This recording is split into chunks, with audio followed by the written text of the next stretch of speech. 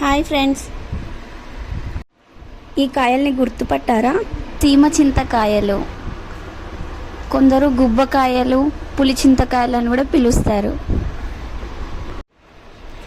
చెట్టెక్కి కాయలన్నీ కోసుకుందాం అనుకున్నా, కానీ చూడండి కొమ్మలకు అన్ని ముళ్ళు ఉన్నాయి. చెట్టు కాండంకి కూడా మొత్తం ముళ్ళులే ఉన్నాయి. అందుకే ఈ కాయలను చిలుకదోటి సహాయంతో కోస్తారు.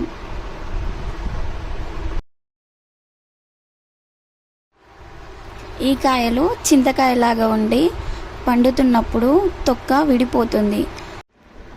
సో లోపల ఉన్న పండును తీసుకొని తినటకు ఈజీ అవుతుంది.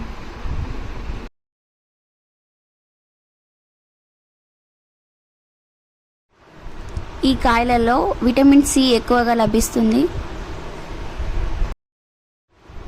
వీటి విత్తనాల నుండి తీసిన నూనెను సబ్బుల తయారీలో వాడతారు. ఈ కాయలను తినడం వల్ల బరువు తగ్గుతారు.